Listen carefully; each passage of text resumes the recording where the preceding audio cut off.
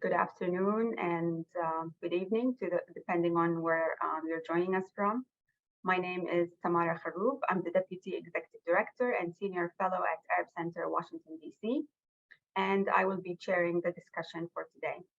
I'm pleased to welcome all of you to today's webinar and to this very important discussion featuring the release of the new book titled Protecting Human Rights in Occupied Palestine, Working Through the United Nations. And this is the book here. If you haven't had the chance to take a look at it or to order it, it's a great book, very highly recommended. This book, and I want to note that all proceeds from royalties from the book go to Playgrounds for Palestine. This book is unique in that it is the first comprehensive examination of UN efforts to protect Palestinian human rights in the territories occupied by Israel in 1967. This book is written by 3 top experts in international law who working through the UN Human Rights Council in Geneva. Each one of them served for 6 consecutive years as unpaid special rapporteurs with a UN mandate to report on Israeli violations of international humanitarian law and human rights standards. We are very grateful to have all 3 of them join us today for this conversation: Professor Richard Falk, Professor John Dugard, and Professor Michael Lynk. Their work contributed to uplifting and shifting the debates regarding Palestine and Israel. Being outside the disciplines that control UN bureaucrats as special rapporteurs, they enjoyed a high measure of political independence in carrying out their fact-finding and reporting missions. Despite their differences in background and political outlook, they all came to unanimous consensus, confirming Israel's routine and diverse violations of Palestinian basic rights. The book, it recounts their frustrations, their trials, their experiences, and their conclusions. It provides an authoritative go-to resource, tracing in painstaking detail one of the most onerous, long-standing, and abusive human rights situations facing the United Nations. The book underscores the importance of this mandate as providing an independent witness to the evolving deleterious effects of the continuing occupation of Palestine by Israel, and provides a documented, comprehensive record of violations by Israel and its ongoing defiance of international law and UN resolutions. I'm sorry. In her foreword to the book, the current Special Rapporteur, Francesca Albanese, calls this book, and I quote, a unique account of 20 years of history of the Palestinian people under occupation through the lens of international law, which has been manifested more by its absence and violations than by its regulatory, principled, and redressing power to the Palestinians over the course of more than a century, end quote. As such, we are very honored to have with us today the 3 authors of the book, Professors Richard Falk, John Dugard, and Michael Lynk, who are 3 of the top experts on international law and all serve as UN Special Rapporteurs on the situation of human rights in the Palestinian territories occupied since 1967. Our guests today need no introductions by any means, and they've had long careers, but I will try to introduce each one of them in the order in which they served as Special Rapporteur. John Dugard is a South African who lives in The Hague in the Netherlands. In South Africa, he directed the Center for Applied Legal Studies attached to the University of Witwatersrand, which engaged in human rights advocacy, research, and litigation during the apartheid years. More recently, he has taught at the universities of Cambridge and Leiden. He served as a member of the UN International Law Commission from 1997 to 2011, and as a judge ad hoc of the International Court of Justice from 2000 to 2018. From 2001 to 2008, he was the UN Special Rapporteur on the human rights situation in the occupied Palestinian territories. He has written extensively on human rights and apartheid in South Africa, Namibia, and Palestine. His memoir, Confronting Apartheid, A Personal History of South Africa, Namibia, and Palestine, was published in 2018. Welcome, John, and thank you for joining us. Professor Richard Falk is a leading international law professor, prominent activist, prolific author, and a pioneer thinker dedicated to peace and justice. During 40 years at Princeton University, Falk was active in seeking an end to the Vietnam War, a better understanding of Iran, a just solution for Israel-Palestine, and improved democracy for South Korea, South Africa, India, and the Philippines. He served as UN Special Rapporteurs for occupied Palestine between 2008 and 2014. His books include This Endangered Planet, A Study of Future Worlds, Power Shift, Revisiting the Vietnam War, Palestine Horizon. In 2010, he was named Outstanding Public Scholar in Political Economy by the International Studies Association, and since 2009, he has been nominated annually for the Nobel Peace Prize. Professor Michael Lynk is a law professor at Western University in London, Ontario, where he teaches labor law, domestic and international human rights law, and constitutional law. He started his legal career as a labor lawyer, acting primarily for trade unions. Later, he became a labor arbiter and mediator, and presently serves as an arbitrator for the Ontario Grievance Settlement Board. They have very long careers, so I'm sorry, I'm messing up a little bit. He has published extensively on Canadian labor law and human rights law. In 1989, he worked with the United Nations in Jerusalem on refugee and human rights issues. As an academic, he has published a number of articles on the application of international law to the Israeli occupation of Palestine, and between 2016 and 2022, he served as the 7th UN Special Rapporteur for the situation of human rights in the Palestinian territory occupied since 1967. And we also have with us today the Executive Director of Arab Center, Washington, D.C., Khalil Jahshan, who will be participating in the discussion and serving as commentator. Thanks to all of you for taking the time. It is my honor to be chairing this discussion. In terms of format, we will do 3 rounds of conversations. First, discussing the book and some of the challenges and experiences they faced as special rapporteurs. Second, we'll look at the situation of human rights in Palestine. And third, we will discuss the legal international dimensions, specifically addressing the failures of the UN to meaningfully respond to Israel's violations of human rights in occupied Palestine. Before we start the discussion, I would like to remind the audience that you can send in your questions at any time through the Q&A feature on Zoom or by email to events@arabcenterdc.org, events@arabcenterdc.org.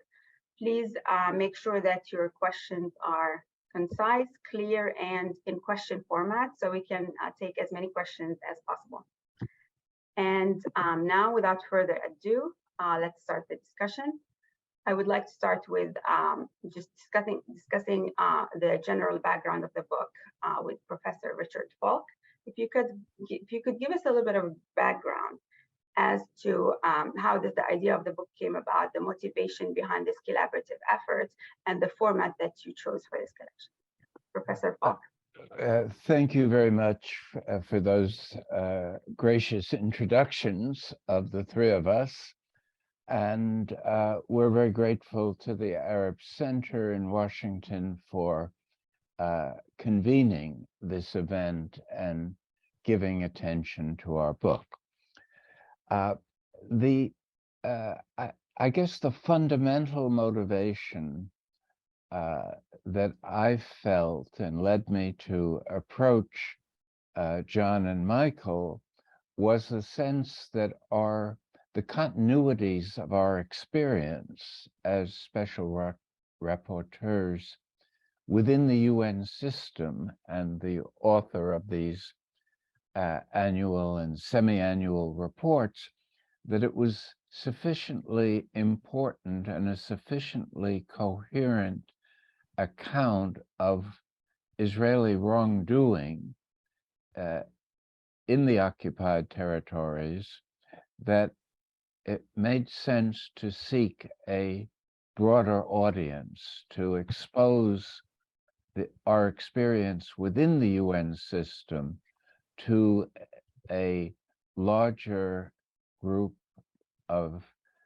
activists, intellectuals, publicly concerned individuals around the world by showing through the evidence, the documentary evidence of the reports themselves, that we had a coherent, evolving portrayal of something that was imposing terrible suffering on the Palestinian people, and which the organized international system seemed helpless to address. And we still feel that the UN context is important, but it's not able, without the mobilization of civil society, to transform the situation. And without transforming the situation, the terrible experiences of the people living under Israeli occupation will grow even worse, as the recent elections and the new government seem to demonstrate. So in one sense, because of this intensification of wrongdoing on Israel's part, the book is more timely than we thought it might be, and hoped it might. We hoped it wouldn't be so timely, because of course we wanted these violations of international humanitarian law to cease, to stop. And they had been going on for decades, of course, and this created a very strong sense on our part that the book was, in a sense, a political manifesto in the most scholarly sense of trying to shape public opinion in a very controversial area, particularly so in Europe and North America, where the Zionist project enjoyed a great deal of elite support that influenced the way governments and the European Union behaved. And so at a more practical level, we knew each other as friends, and we were all English-speaking authors. And so the problem of collaboration was, in a sense, minimized. And I think the three of us feel that it was a successful undertaking. And this sense of success also accompanied our role as special rapporteur, because of the intensification of the Israeli pushback. They obviously didn't like what was being said, but they treated it with a significance that was convincing that the message was important, that the message of, because it collided with the public relations effort of Israel to portray itself as the only democracy in the Middle East. And this, I think, was a more or less definitive refutation of that claim.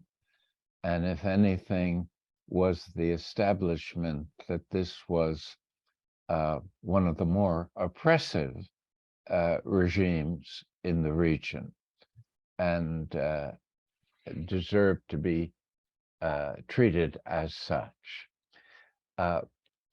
In the background, final point I would make is that in the background of my thinking, at least, in proposing that we undertake this collaboration was the sense that global solidarity had done a lot to end apartheid in South Africa. And I saw the situation in Palestine as in important respects similar to the situation in South Africa. It was also in important respects different, but it was notable that such leaders as Archbishop Tutu and Nelson Mandela looked upon Israel as a worse instance of apartheid than in their own country. And the other part of the discourse that we encouraged by this, are encouraging by this book, is to take seriously the characterization of the whole relationship between Israel and the indigenous Palestinian population as one of settler colonialism in a period where colonialism was being discredited and collapsing elsewhere. And that too deserves analysis and attention.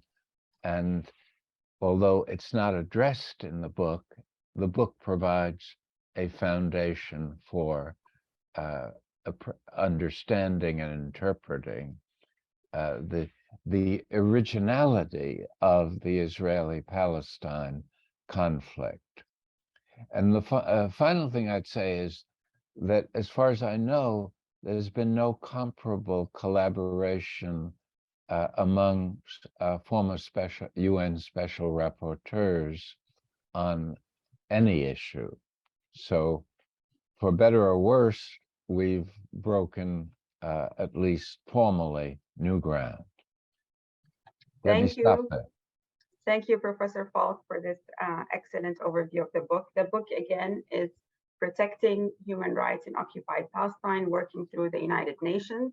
And there was a question about how to get it. It's published by Clarity Press, and it's available online, I think, on various platforms. I want to move on to Professor Dugard next. And in the first part of the book, each one of you discusses your experiences as special rapporteurs and the challenges you faced, whether it's restrictions, attacks, accusations. And there's the question of bias that I think each holder of this position and the mandate itself has been accused of being biased against Israel. Professor Dugard, can you tell us a little bit about the experiences, the challenges you had as special rapporteur?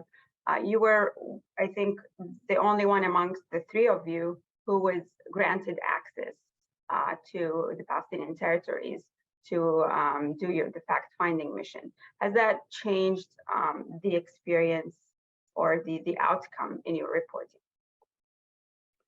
Yes, as you have mentioned, it's important to distinguish my position from that of Richard and Michael, because I was the only one who was allowed into the occupied Palestinian territory. Richard was arrested when he arrived on his first mission and was deported, and Michael was not allowed into the territory at all.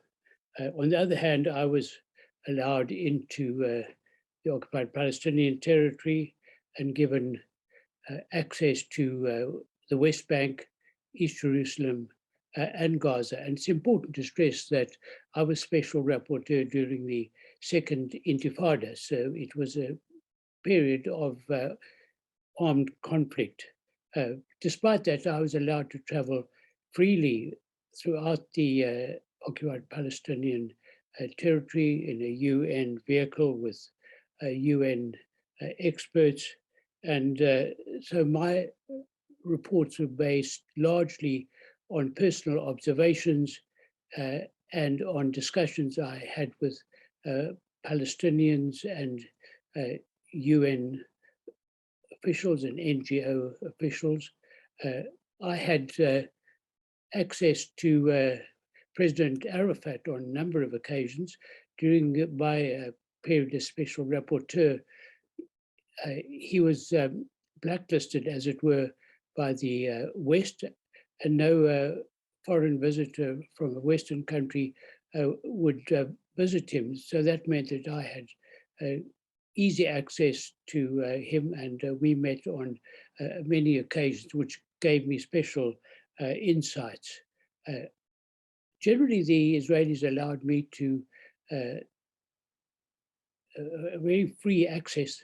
Strangely, on one occasion, I even received an apology from the Foreign Ministry for the IDF, which fired a tear gas canister at me. And on another occasion, I was invited to address the Knesset on house demolition. So although I was not able to meet with Israeli officials, I met with a large cross-section of the population. And that meant that my reports were based largely on personal observations, discussions with people, and on reading the literature. Thank you. Thank you, Professor Dugard. Professor Lynk, can you talk a little bit about your experience as someone who was not allowed to conduct fact-finding missions on the ground and relying on reports from civil society and human rights organizations? And also, if you could address this issue of bias that keeps coming up, and we're already having questions about that. Sure. Again, my thanks to the Arab Center for the opportunity to be able to speak about our respective experiences. With respect to the entry into the OPT into Israel, as John has mentioned, I was not allowed in during the 6 years that I was there. Each time I was going to make a visit to the region, I would arrange for a letter to be written to the Permanent Mission of Israel in Geneva, and they never responded. They never said you can't go, but they didn't give the positive green light to say I could go, and therefore I wasn't able to enter. And I think it's a shame with respect to how the UN reacted, particularly with respect to Richard's arrest, detention, and then expulsion from Israel, because what it's meant since then is a continual pattern by Israel of closing down entry into Israel and the occupied Palestinian territory by different officers from the United Nations.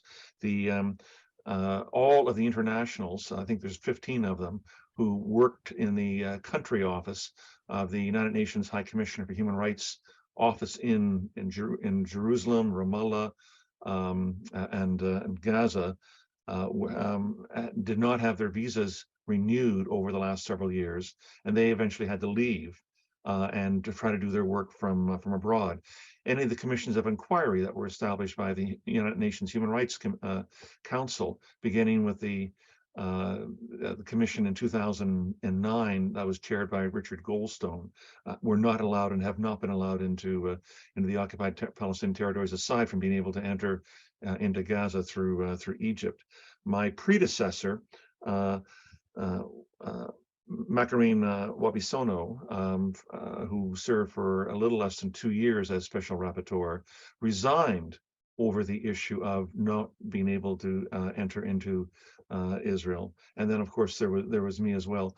So that obviously presents a challenge. I don't get to meet the victims. I don't get to see the landscape with my own eyes. I, of course, had lived there previously and worked for the UN and visited on a number of occasions. But being able to extend your role as Special Rapporteur to be able to witness the growth of the wall, the spread of the settlements, the increase in settlement highways, and the consequent repression or minimizing of the public space available to Palestinians would have been valuable. But I can say this, is that although this is not the best reported conflict or occupation in the world, it is the best documented. There are simply numerous top drawer Palestinian Israeli and international human rights organizations that do wonderful reporting on the ground with respect to what is going on. There is enough political space in Israel and Palestine to allow this to continue, although it continues to be under attack by the Israeli government. But I was able to base my reporting as special rapporteur on this excellent level of reporting by these range of human rights organizations, and I think my reports are the better for them. You've also asked me with respect to the question of bias or partiality. Several years ago, the Chief Justice of the Supreme Court in my country, Beverly McLaughlin, gave a really interesting speech that I caught on informed impartiality. And I realized as I thought about that, that actually describes the kind of work that special rapporteurs in general do and that Richard and John and I wind up doing. When I was appointed to this job, I explained in the midst of various criticisms about what I'd written previously on Palestine. I said, I come into this with an open mind, but I don't come into this with an empty mind. And I think that's probably true with respect to informed impartiality, that we as human rights experts, we work within the domain of international law, particularly of international human rights and humanitarian law, and there was and is an enormous basis with respect to UN resolutions and pronouncements on the application of international law to the Israeli occupation of Palestine that we would work within. And that certainly informed my work as an academic before I became special rapporteur. It informed my work as a special rapporteur during my 6 years that are there. And I waited. I always would have given my reports in draft form to the Israeli government for comment and for any exchanges.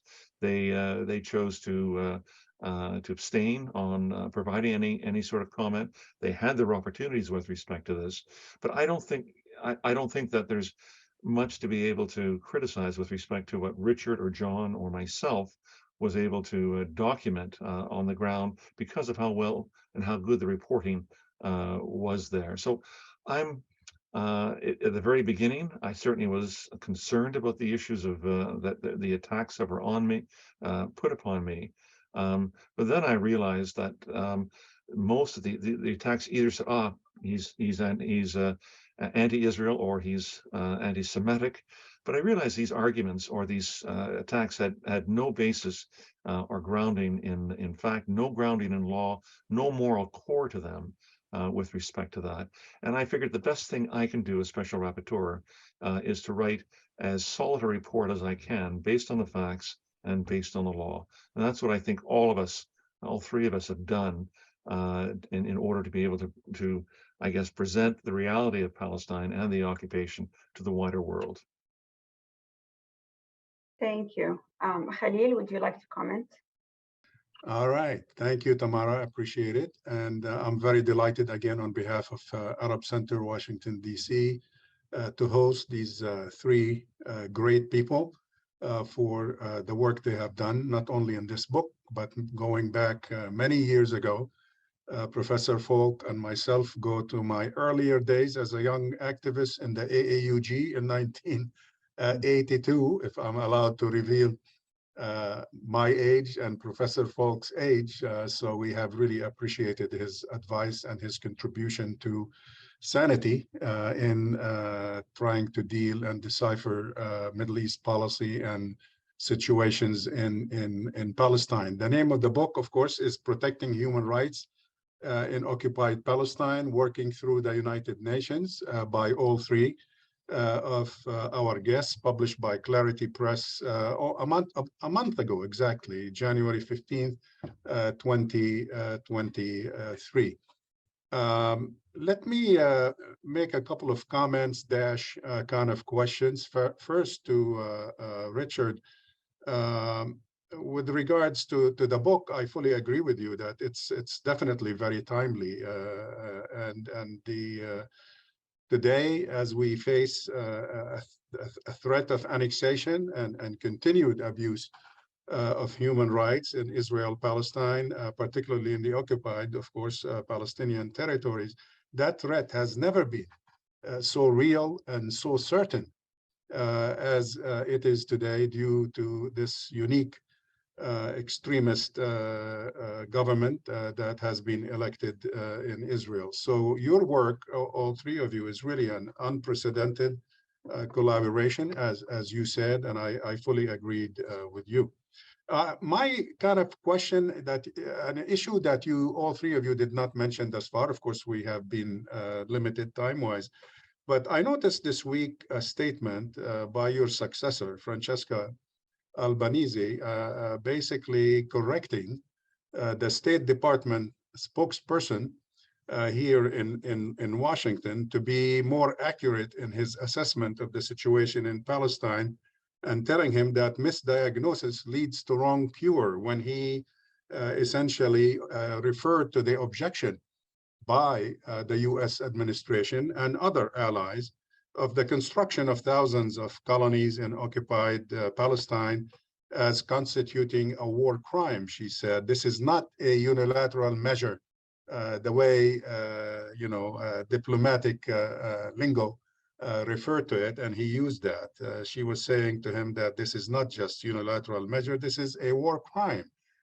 Now, that reminds me of a role you guys have played. I don't know if it's part of your job descriptions as rapporteurs or not, but the role of essentially talking truth to power.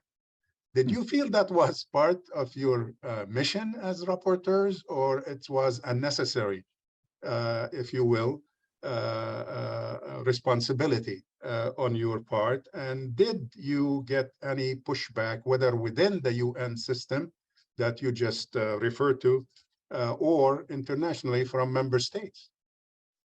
Richard? That's a really interesting formulation, Khalil, and it's nice to be in your company again. Thank you. After many years. I would say that it's less a matter of talking truth to power than talking truth. In other words, I don't think, at least speaking for myself, I thought that my government or even the upper echelons of the UN were a particularly receptive audience. And I thought my task was to be as, I think Michael put it very well, to be as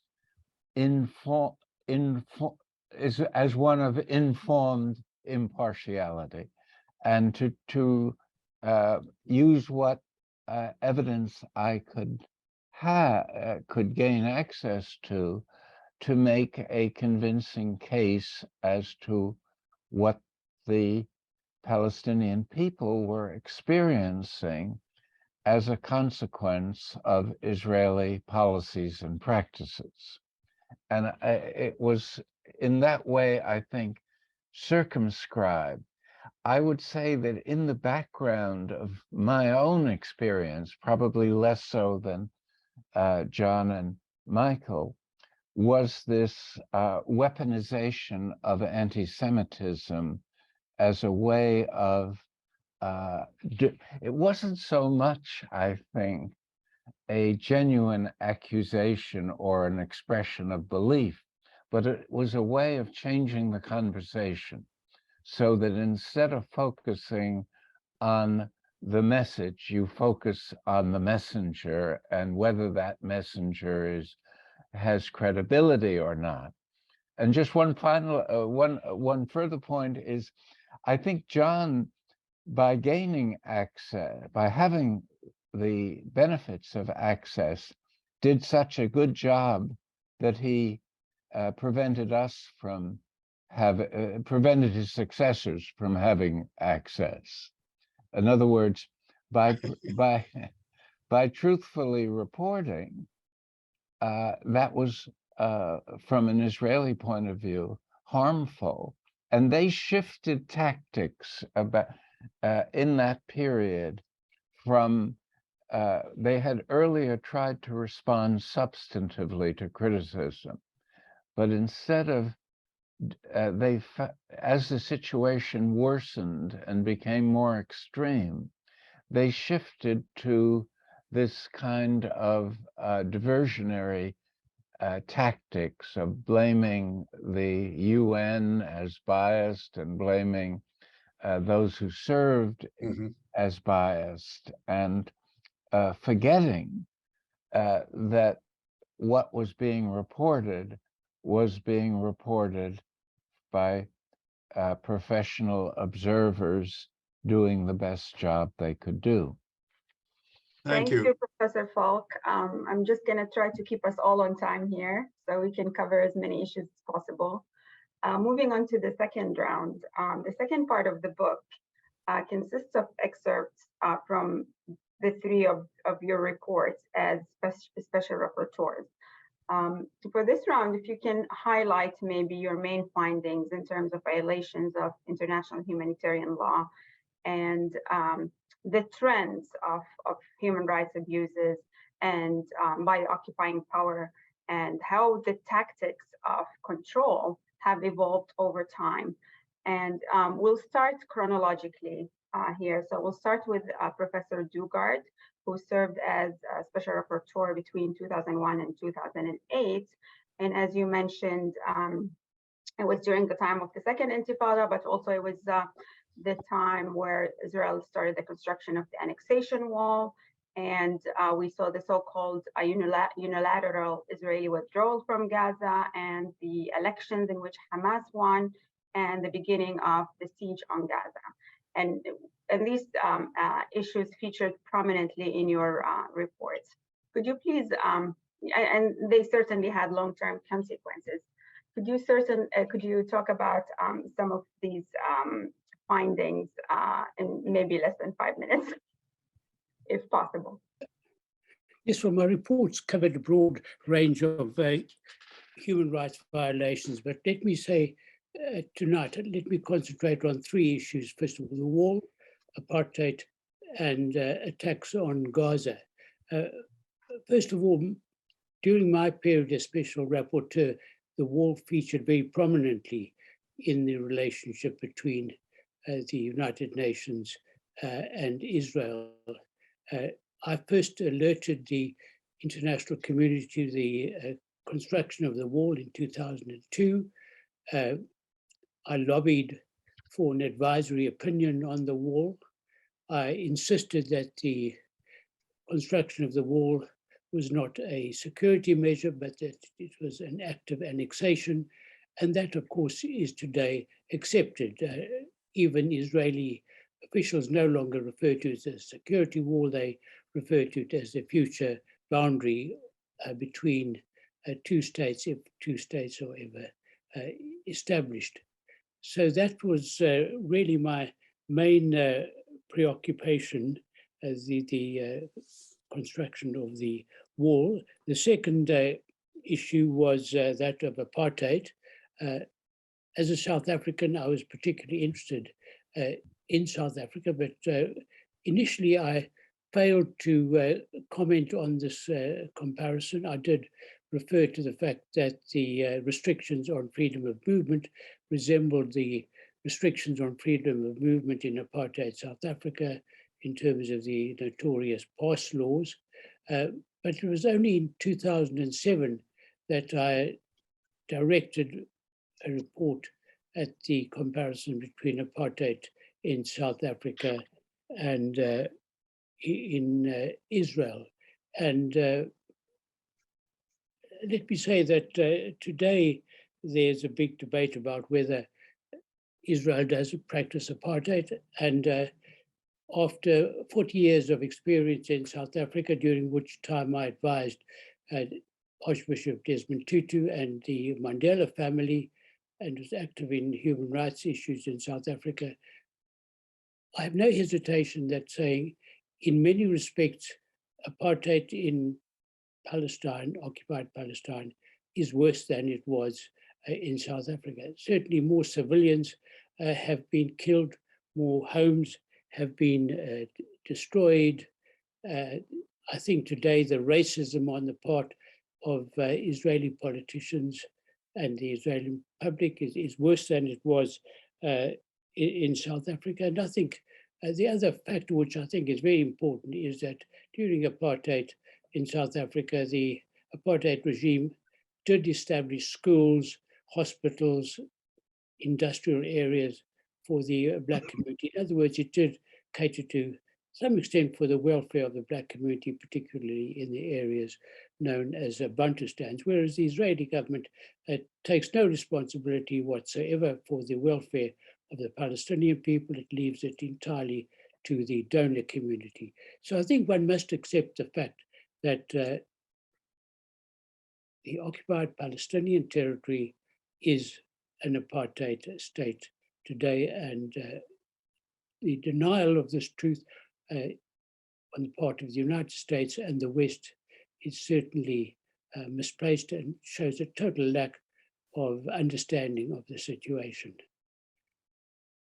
The third issue that concerned me was that of Gaza, because it was during my term that the first attack on Gaza occurred. That was in 2006, and I was able to visit Gaza shortly after this attack. Also, I visited Gaza after Operation Cast Lead. So I saw the destruction that had been inflicted by Israel, and that left a deep impression on me. It was really very, very brutal. Let me end there. Thank you. Thank you, Professor Dugard. Next, we have Professor Falk, who served as Special Rapporteur between 2008 and 2014. And during that period also, Israel carried out the wars on Gaza, known as Operation Cast Lead in 2008, Operation Pillar of Defense in 2012, and Operation Protective Edge in 2014. And the war crimes component, I think, featured in your reports, Professor Falk. If you could address that a little bit and any other items that you want to highlight. Thank you, Tamara. I would say that John gave a very good background for this periodic excessive violence that was directed at Gaza, and was particularly destructive and cruel because it targeted a crowded, impoverished territory where the civilian population was essentially trapped in what was widely known as the largest open-air prison in the world. And it was part of my period that it became clear that Israel was using Gaza as a way of conveying to the rest of the Arab world and to Iran that it would spare no violence if its interests were being challenged. In other words, Gaza became a kind of combat zone model for Israel, what one might call Israeli Prussianism, using military power to extinguish claims of human rights or claims of elementary social justice. And this was very important. The one thing that John didn't mention that I think was important in both our periods and was the continuous extension of the settlements, despite the clarity of the prohibition of such arrangements in occupied Palestine in Article 49 of the Fourth Geneva Convention. And they were not only important, the settlement expansion was not only important, but it sent a contradictory message to the world and to the Palestinians that you don't establish this kind of settlements if you have any seriousness about a peace process that involves some kind of political compromise with respect to territorial sovereignty. So it was important beyond itself as a symbol of what the Zionist project really became, which was a one-state Israeli solution. And the settlements were the first way of establishing this understanding. And the only other things I'd say was that consistently in administering the OPT, Israel relied on various forms of collective punishment. Again, completely contradicting Article 33 of the Fourth Geneva Convention, and making the lives of ordinary Palestinians difficult on a daily basis, more than difficult, intolerable on a daily basis. And finally, the tampering with Palestinian residents in East Jerusalem was part of the Israeli continuous ethnic cleansing that had gone on since the establishment of Israel in 1948, and the Nakba, and the coercive departure of as many as 700,000 Palestinian civilians. That's been a continuous process carried on in various ways, and now I believe is at the point of a new inflection point where a more visible effort to upset Palestinian residents is concerned and engage in a renewed process of expulsion. Thank you, Professor Falk. There's certainly a lot of violations of human rights and international law that are happening that you've covered extensively in your reports and that you've highlighted in the book that we cannot possibly go over in a few minutes here. But I would like to turn to Professor Lynk next, who served as Special Rapporteur between 2016 and 2022. And one of the most prominent reports you delivered, Professor Lynk, was the Apartheid report. And even though apartheid was mentioned and referenced before by both Professor Dugard and Professor Falk, your report was the second within the UN system that was devoted to this topic after the Falk report that was prepared for ESQA. Could you discuss the main developments that led you to use the apartheid framework, which you go through in the book, but also a little bit about the legal assessment, the three-part legal assessment Sure. of whether the term applies to the Israeli occupation? Sure.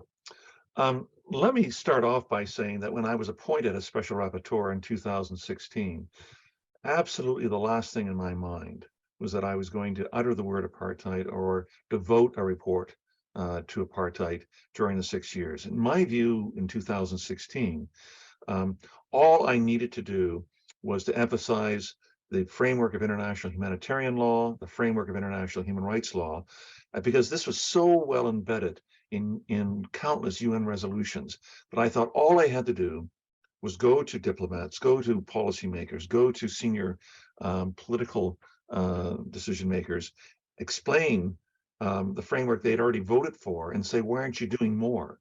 And so I spent my first 5 years as Special Rapporteur emphasizing the violations, that the settlements were illegal and indeed a war crime under the Rome Statute, that the annexation, either de facto or de jure annexation, was illegal. The location of the wall was illegal. The human rights trends were getting worse, and they were all violations of human rights obligations that were owed by Israel to the Palestinians, and so on. And I didn't get very far. You know, I think I had a great deal of influence with respect to civil society. There were certain countries that I think paid great attention to my reporting. But in terms of moving the needle, I didn't see it moving very much. And before my eyes, during the first 5 years that I was Special Rapporteur, you know, the occupation was deepening. It was getting more embedded. The levels of violence in order to maintain the occupation were increasing. And I began to realize that, excuse me, while the framework of international humanitarian and human rights law was important and continues to be important, this was no longer an ordinary occupation. This was an occupation that was going from occupation, passing through the last exit off the highway, past annexation, and was now heading into apartheid. And I began to grapple with this issue. I said I had. By the end of the fifth year, I was saying I have to address the issue of apartheid.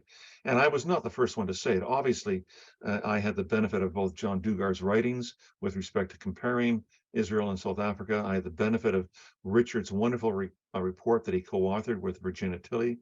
And I also had the benefit that the mind of the international and regional human rights community, Amnesty International, Human Rights Watch, B'Tselem, Al-Haq, among many others, we're already now writing comprehensive reports on apartheid. So it seemed to me that first of all, the analysis of the framework of the laws of occupation was no longer adequate to describe or proscribe what was going on there. But the second thing was, obviously, you know, there was so clearly a two-tier system of political and legal rights that were being parceled out depending on race, nationality, and ethnicity. And if you can find a better word in the international vocabulary than apartheid to describe that situation, you know, please tell me. But there isn't. I've looked and I can't find it. So my 12th and last report, last March of 2022, I delivered to the Human Rights Council on the issue of apartheid. And you're right. While I said, you know, we get the origins, obviously, of the framework of apartheid and the meaning of apartheid from the practices between the 1940s and the 1990s in Southern Africa. That's not our analytical starting point. Our analytical starting point is the legal definition of apartheid that's found in the 1973 International Convention on Apartheid and the 1998 Rome Statute on apartheid. Think of this. There's a comprehensive definition that the international community that created the 1998 Rome Statute on the International Criminal Court established. This is 4 years after the end of political apartheid in South Africa. So in putting in a comprehensive definition of apartheid into the 1998 Rome Statute, the international community is looking forward to saying, you know, apartheid cannot happen again. It is a crime against humanity. So with that forward-lookingness, it says apartheid could happen in other situations. It doesn't have to be exactly the same as in South Africa. We don't have, for example, in Palestine, you know, separate water coolers, separate entrances into buildings, separate benches in parks that say white and non-white. But in many ways, as John Dugard and Richard Falk have laid out, you know, the application of this separateness in Palestine between Israeli Jews and Palestinian Arabs is in many ways much worse than it was in Southern Africa. So for all those reasons, I then focused on writing my last report on apartheid. And when I introduced my report in late March 2022, I had a 10-minute introduction to speak to the Human Rights Council in Geneva. And I said, if the international community had taken the laws and the resolutions that it had created with respect to the supervision and the governance of the Israeli occupation of Palestine seriously 45 years ago or 35 years ago, when it first started passing en masse these resolutions, then I wouldn't be here today in 2022 delivering a report on apartheid. But because you've essentially let impunity reign with the Israeli governance of its occupation. You know, what originally became violations of the laws of occupation has now transformed itself into an embedded state of apartheid.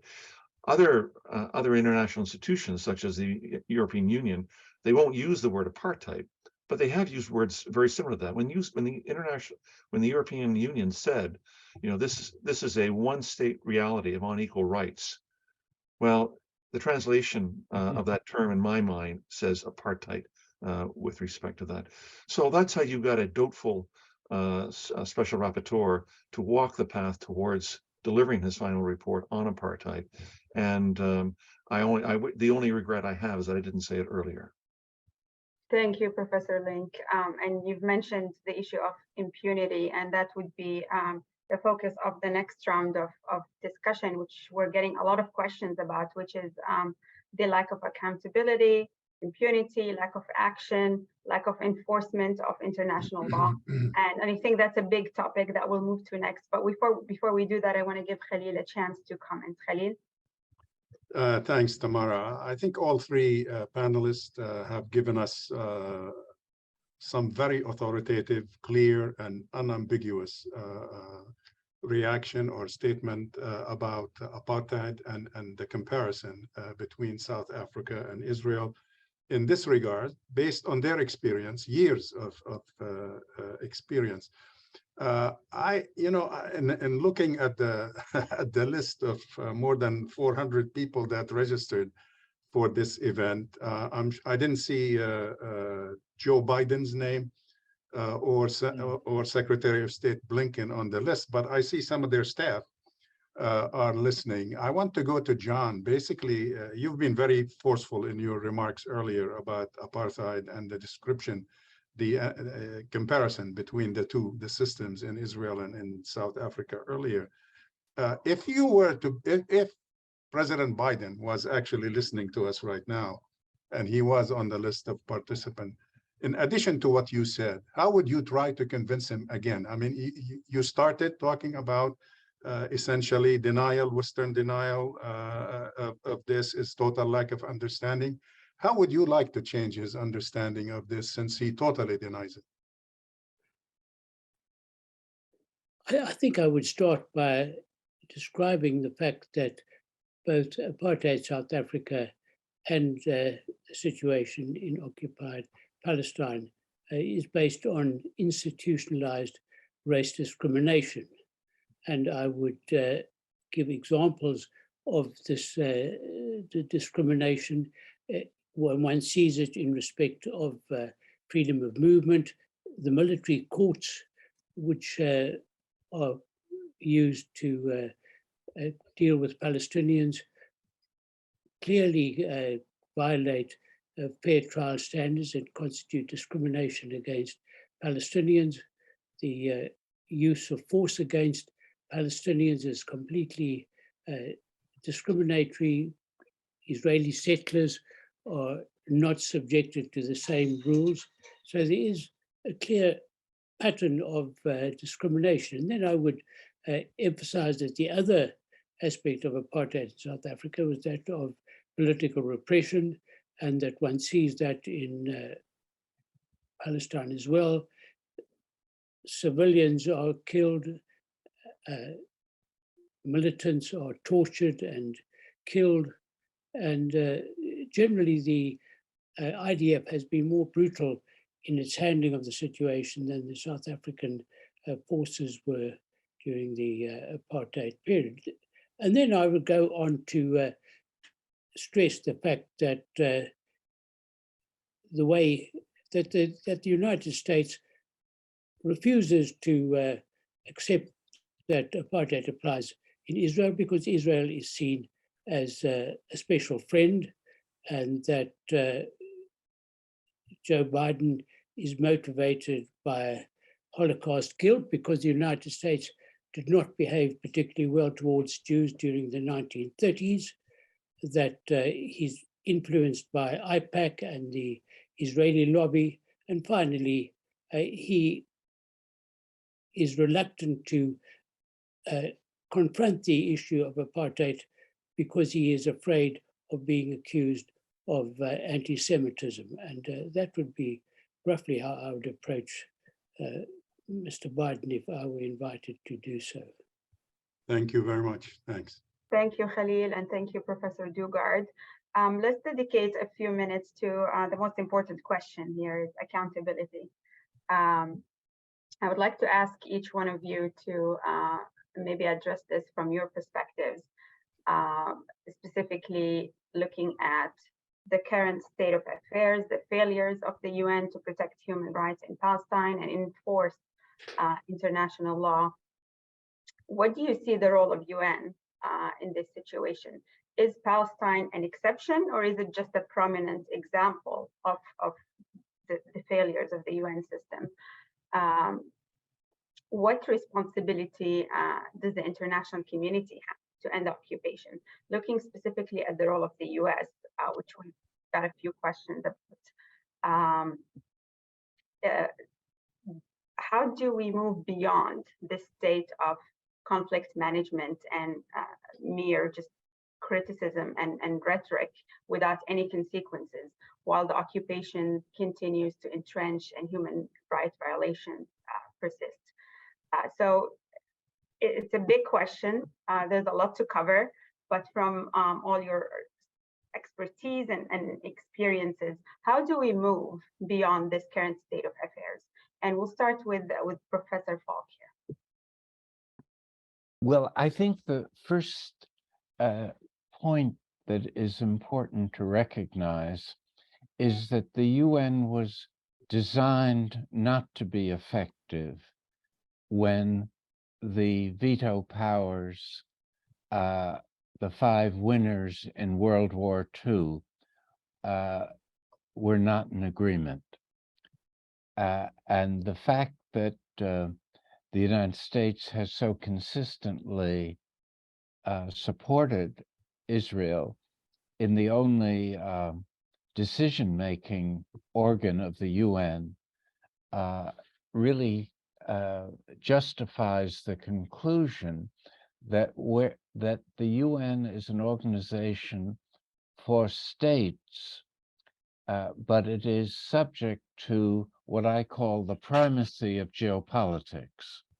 In other words, where one of these veto powers, or what used to be called great powers, has a strong strategic interest in nullifying international institutional behavior, it has the means to do so. And no state more than my own, the United States, uses that leverage to protect Israel and to insulate it from censure. And I would say that it's not a question of convincing Biden. He knows the reality. It's a matter of identifying the strategic international interests and his domestic ambitions that lead to such a strong identification with Israel, where he says, I'm a non-Jewish Zionist, something no other political leader in the United States has gone quite that far. And in the face of what Michael was saying about the authoritative findings in civil society, that it's an apartheid regime. He knows all that. And yet,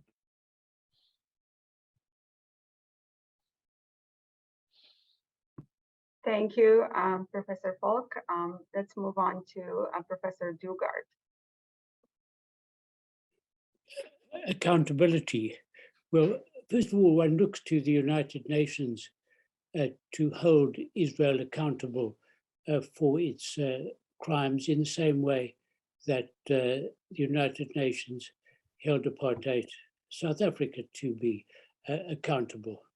But the reason that the United Nations is unable to act is largely because of the dominant role of the United States and the Western Europeans in the United Nations.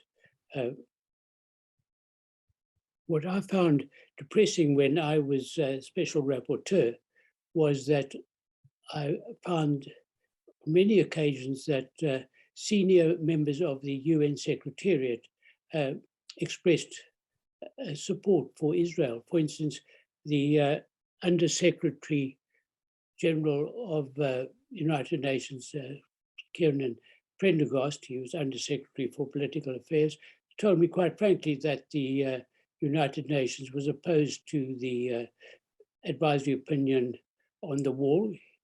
He then asked the Deputy Legal Counsel of the United Nations to give an opinion on the advisory opinion, and that Deputy Legal Counsel then advised that the Secretary General was not obliged to comply or to give effect to the advisory opinion, and that in effect killed the advisory opinion. So this was just an example of the way in which members of the Secretariat of the United Nations were obstructing accountability. And I found that when I was a Special Rapporteur that I was told by Mr. Prendergast's successor, Lynk Pascoe of the United States, that I should not criticize the United States because as Special Rapporteur, I was a member of the United States. And I said, well, I wasn't paid by the United States and I didn't see why I should be loyal to the United States. So I think that one has to face the fact that the West has been largely responsible for failure to hold Israel accountable. And one sees the same development in the International Criminal Court, that pressure from the former colonial regimes in the West has been brought to bear on the prosecutor of the International Criminal Court, with the result that there's no action being taken in that institution either. So I think the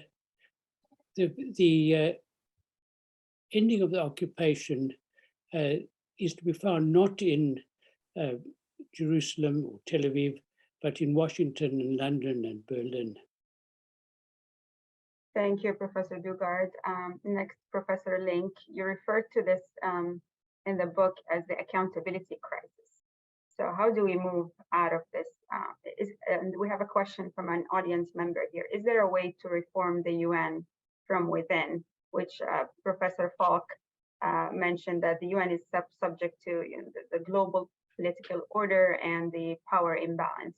Is it still important to work within the framework of the UN and reform it, or is it even possible to reform it? Professor Lynk.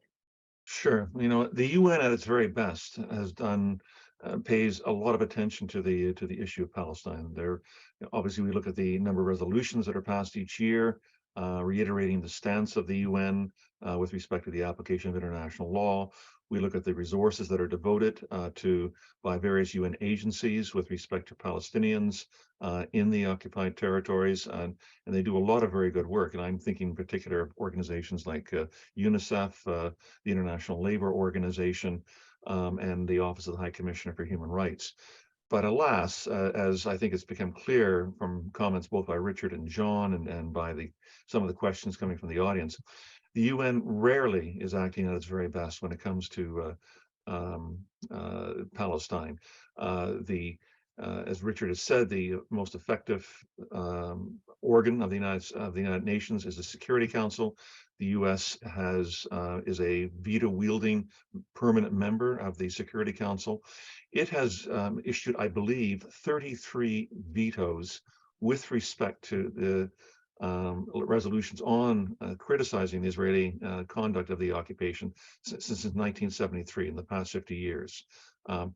That's almost half, and if you count up the resolutions that it also vetoed with respect to Israeli conduct elsewhere, particularly during its occupation in Lebanon, it's, I think, in the range of 42 or 43 resolutions that it's vetoed. That's almost half of all the vetoes that the United States has issued during that period of time on the Security Council. No other, none of the other 4 permanent members of the Security Council has ever issued a single veto with respect to a resolution that was critical of Israel.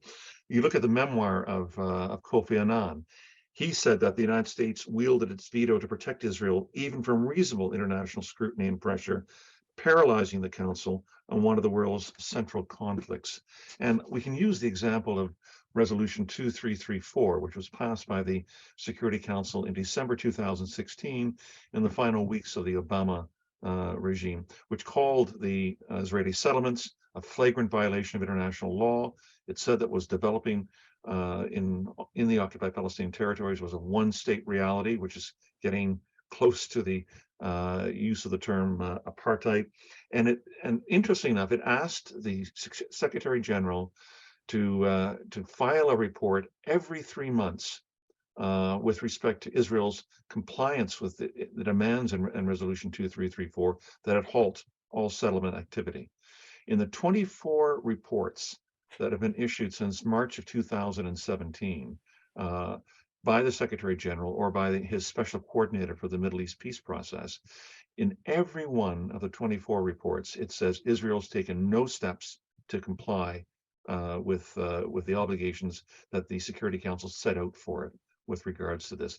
This tells me that there's an extraordinary amount of impunity with respect to this, that criticism without consequences is meaningless in international relations. Israel learns that it can continue with its settlement program, which the UN has said, beginning in the late 1960s, is a violation of the 4th Geneva Convention, knowing that the US there will be its diplomatic patron. And if you look at the remarkable chapter in the Obama presidential memoir that was published in 2020, he said that just about every country in the world considered Israel's continued occupation of the Palestinian territories to be a violation of international law. That's a direct quote. He goes on to say, as a result, our diplomats found themselves in the awkward position of having to defend Israel for actions that we ourselves opposed.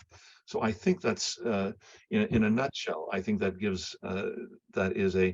encapsulates the challenges that the United States has with respect to its protection of Israel. He went on to say that there's a large domestic lobby with respect to Israel. And he said in his memoirs, he said, whenever I was faced with an issue of having to confront Israel over this issue or that issue, I faced domestic pushback in a way that I never faced when I had difficulties with other US allies such as Canada or Britain or France or Germany or anybody else. So this explains in part, the role of the American lobby system and the Israel lobby in particular in shaping American policy in a way that ensures that this enormous gap between international law and international accountability on Palestine is not going to be bridged in the foreseeable future. Thank you, Professor Lynk. We have a lot of questions coming in, and I'm just incorporating them into the conversation. Professor Falk, there's a question about, again, the role of UN. Do you still have faith in the importance and the role and the utility of the United Nations? In the role of the UN? UN, yes, the United Nations. Yeah, I make a distinction between the substantive inability of the UN to act in a situation of this kind where it's up against such formidable geopolitical blockage, and its symbolic role in convincing civil society in particular of the difference between right and wrong, or lawful and unlawful. And in this symbolic domain, the UN has an enormous influence. And I think our role and this book are indications of what the UN can do, and also the limits on what it's able to do. And it just can't, without the mobilization of civil society in a strong way, the intergovernmental system as reflected in the UN and the most influential states in the world has shown an unwillingness to protect the human rights of the Palestinian people. And so in a way, you can view this effort of ours as one of filling a normative vacuum, that is, of providing a kind of push toward accountability that the actors that have that real formal responsibility are unable and unwilling to follow through about. Thank you, Professor Falk. And we're getting a couple of questions about civil society that you mentioned. One of the question asks, how can civil society organizations work to lobby for an international protection force? And what are the most important UN mechanisms that can be used by civil society? I'll pose that question. And then the second question we're getting, which was mentioned a couple of times here, is that the conflict will only be solved in the White House, in the United States specifically. So how can we address this issue and the failure of the UN in this regard?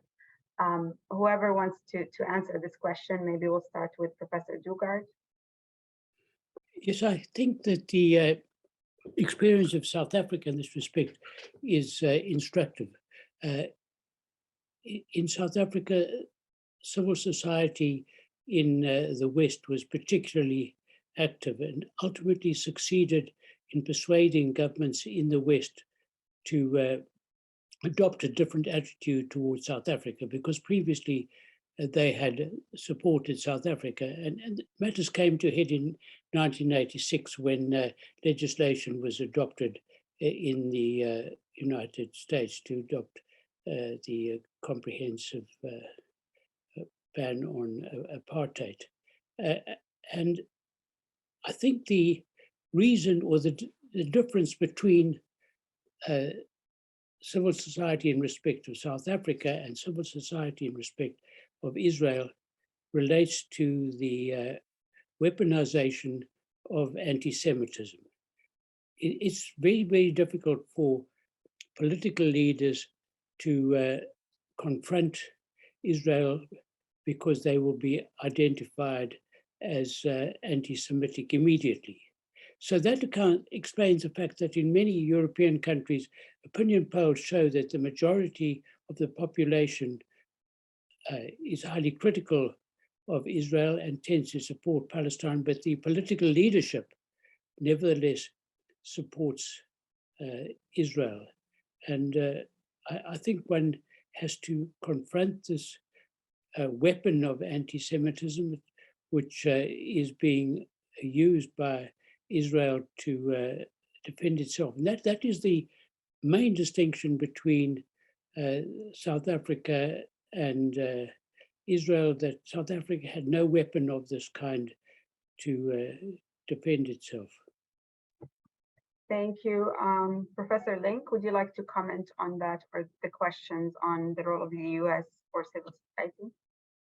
Why don't you ask me another question is coming from the audience, because I know we're running short of time, and I think all of us would like to try to answer as many of the questions coming from the audience as possible. John gave a very comprehensive answer to that question. Okay, here's a question from the audience. Why hasn't there been a global movement to abolish the Security Council? Because the Security Council has a built-in mechanism to block reform. That is, the 5 veto-wielding permanent members of the Security Council would have to, all of them, all 5 would have to agree to any changes with respect to the charter. So I would think it'd be very difficult. And I know that there has been attempts over the years, particularly when Kofi Annan was Secretary General, to try to entertain ideas that would widen the membership on the Security Council, that would limit the use of the veto power by the permanent members. And there's an idea being floated now of to try to give enhanced powers to the General Assembly to be able to overcome either a decision of the Security Council or the inability to reach a decision by the Security Council. And if the General Assembly was able to step in and in fact take over an issue where the Security Council had proven that it was incapable of coming to a decision, Palestine being a very good example, then I think and obviously with the General Assembly being a much more representative body of the world, of the global population, that may be a step towards trying to find a just and durable solution to Israel and Palestine. And I just want to be able to say there has been several issues or several questions coming from the audience with respect to 1948 Palestine. And it should be clear, first of all, the mandate that Richard and John and I fulfilled was only in the occupied Palestinian territory, only in the 1967 lines. But I can see where this is going to become more and more of an issue for the Human Rights Council to address. Obviously, it's in 2022, it created a new permanent commission of inquiry that was going to look at the issue of Israel and Palestine in all of its many features, and wasn't limited by the 1967 borders. That is a step forward.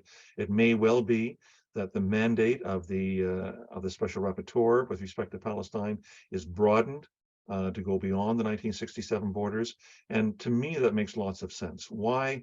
If Israel is been allowed to disregard and essentially erase the 1967 boundaries, why should the Palestinians then be kept to having to insist upon 1967 when the obviously much deeper issue goes to 1948 and 1917? Thank you. And for the last few minutes, maybe we can try to end on a positive note, just looking forward. You've talked about a lot of the challenges, the frustrations, the failures, and the restrictions that you faced, but you also made great accomplishments, which you cover, in the last section of the book, which is the accomplishments of the role of Special Rapporteur within the UN system, and what opportunities are there looking at the future of the mandate, the role of the UN in protecting human rights in the occupied Palestinian territory. What are the prospects for accountability and action?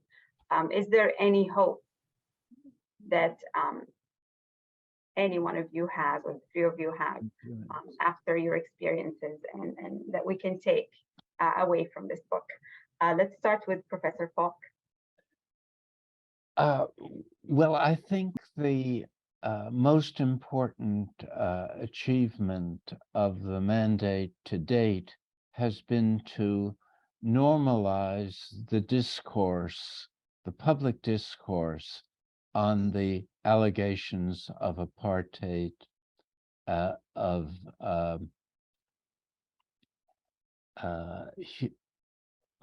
and also of the allegations of violating international humanitarian law, international criminal law. I think the accusations of that have in a sense been ratified by Israel's own 2018 basic law, which proclaims the Jewish supremacy within both the occupied Palestinian territory and Israel proper. So I think that these fundamental questions are bound to arise in the future as Israel itself pushes toward a one-state Jewish-dominated country, and that the alternative to that is to question the displacement of the Palestinians and their subjugation in their own homeland. It's an extraordinary situation that has where the people who were the indigenous native population have become subjugated to a essentially settler infusion of people that insist on maintaining a demographic majority. And it's challenging that portrayal of the future that I think will, and I think the current holder, the current Special Rapporteur, Francesca Albanese, has started to do that with her very forceful first report on the right of self-determination of the Palestinian people. That's an inalienable right that cannot be extinguished by Israel. Thank you. And we have 2 minutes left, so I'll give each one of you 1 minute. Professor Dugard. Yes, I spoke rather pessimistically about civil society a moment ago, but I do believe that the solution is to be found in civil society. I do think that civil society in Western countries and even in the United States will ultimately force the governments of those countries to adopt a different attitude. And I think that the present Israeli government is so racist and reactionary that it is likely to have an impact on civil society, a greater impact on civil society, and ultimately this will prevail upon governments to change their ways. Professor Lynk. It's appropriate that you ask us with respect to something positive. I learned as I was a special rapporteur that I would be invited to speak frequently at events, either virtually or in person, and I would give them 45 minutes of utter doom and gloom with respect to how awful the trends were that were in the occupied Palestinian territory, and they're only going to get worse. And I realized I couldn't do that. I couldn't speak for that length of time on all of the negative trends that are going on without leaving people some hope, without inviting them to slash their wrist. And I can truthfully say that I would always end off my speeches with respect to civil society, that when I see the work that Palestinian human rights organizations do and civil society organizations do, and Israeli human rights and civil society organizations do with respect to opposing the occupation, with respect to opposing entrenched inequality, that gives me hope for the future, that they're both talking the same human rights language with each other. They both have a common future vision of shared prosperity and equality in human rights. That tells me that there's that for all the travails that are going on right now, there's plenty of hope in the Holy Land. Thank you. We're certainly glad to hear that there is hope, even though the space for human rights organizations and defenders keeps closing, whether online or offline. But they do keep doing their work. Thank you all. With that, we have reached the end of our time for today's discussion. On behalf of Arab Center Washington, D.C., I would like to thank our 3 excellent guest speakers for their contributions and this great, insightful conversation. I would like to thank our audience for tuning in. The video of this discussion, as there were some questions about this, will be available on our website today, arabcenterdc.org. Please stay in touch. Thank you again, and we look forward to seeing you at our future events.